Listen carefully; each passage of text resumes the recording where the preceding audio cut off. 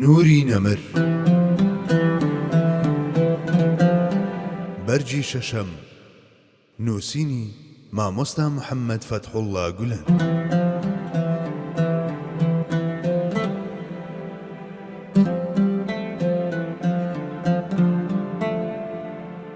جیم دەرەنجام گرنگی سونەت لە قورئان و فەرموودەکاندا.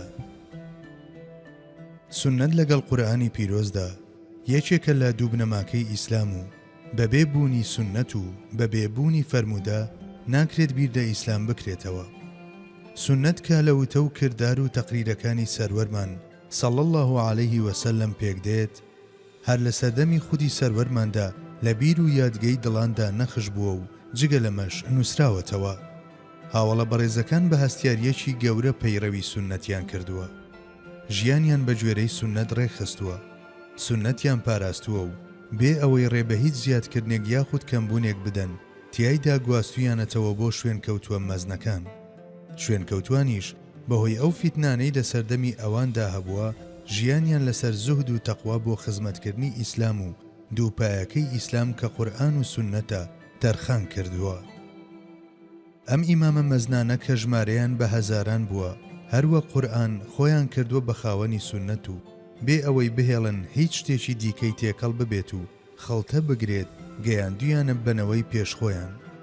ئەم سێنەوەیەش واتە هاوڵان و شوێنکەوتوان و شوێنکەوتەی شوێنکەوتوان بە دەربڕینی پیرۆزی سەروەرمان درودی خوای لەسەر بێ باشترینی گرۆی مرۆڤەکانیان پێکێناوە لە پاش خودی پێغەمبەری خودا.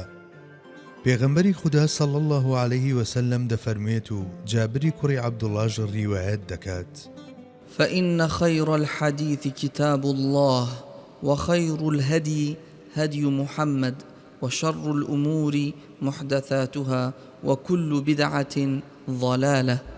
باشترین قسە و گفتارەکان کتێبی خوای گەورەیە، باشترین ڕێگەش کە بگیرێتە بەر ڕێگەی سونەتی محەممەدە صەڵی الله عەلەیه وسەلەم. خراپترینی کارەکانیش ئەو شتانەیە کە لە پاشاندا داهێنراون و پێچەوانن لەگەڵ سونەتدا. هەموو داهێنراوێکی ئەم شێوەیەش گومڕاییە. ئەمەش نمونەی چەند نورێکی ژیان بەخشی دی لەم بارەیەوە. پێغەمبەری خوا دەفەرمێت: كل أمتي يدخلون الجنة إلا من أبى قالوا يا رسول الله ومن يأبى قال من أطاعني دخل الجنة ومن عصاني فقد أبى. هەموو ئومەتەکەم دەچنە بەهەشتەوە جگە لەو کەسەی کە یاخی دەبێت. پرسیاریان کرد: چێ ئەو کەسەی کە یاخی دەبێت ئەی پێغەمبەری خودا؟ فەرمووی: ئەوەی گوێڕایاڵی من بکات دەچێتە بەهەشت، ئەوەی سەرپێچی منیش بکات بە دڵنیاییەوە ئەو کەسەیە کە یاخی بووە.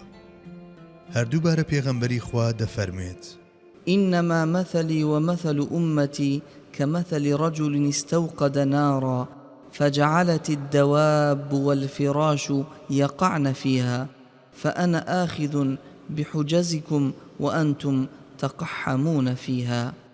نمونەی من و ئومەتەکەم وەک نمونەی پیاوێک وایە کە ئاگری کرد بێتەوە و ئاژەڵ و پەپولەش یەک لە دوای یەک بڕۆن و بکەونە نێو ئاگرەکەوە. منیش بۆ ئەوەی نەکەونە نێو ئاگرەوە دامەنتان دەگرم، ئێوەش خۆتان فڕێدەدەن بۆ ئەوەی بکەونە نێویەوە. لە شوێنێکی دیکەیشدا پێغەمبەری خوا دەفەرمێت: لا ألفين أحدكم متكئا على أريكته يأتيه الأمر من أمري مما أمرت به أو نهيت عنه فيقول لا ندري ما وجدنا في كتاب الله اتبعناه. ئامان گوێم لێ نەبێت هیچ یەکێک لە ئێوە کاتێک فەرمانێک یاخود ڕێگریەک لە ڕێگریەکانی منی پێدەگات بڵێت: ئێمە ئەمە نازانین، کتێبێک بە ناوی کتێبی خودا هەیە، ئیدی ئێمە ئەوە نازانین، لە کتێبی خودادا چی هەبێت گوێڕایاڵی ئەوە دەکەین. لە ڕیوایەتێکی ئەبوو داوددا ئەو ڕستەیەش لە نێو فەرمودەی سەروەردا دەبینین: ألا إني أوتيت الكتاب ومثله معه. ئەوە بزانن کە بێگومان من هەم کتێبێکم پێدراوە، هەم لەگەڵ ئەو کتێبەدا هاوشێوەی ئەوم پێدراوە، واتا سونەتیشم پێدراوە.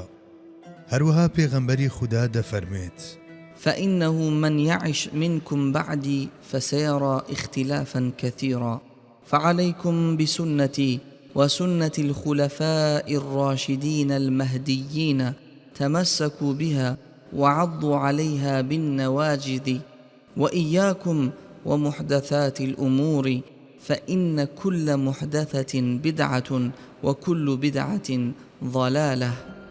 ئەو کەسەتان کە لە پاش من دەژین دووبەرەچی و بێسەروبەری زۆر دەبینێت.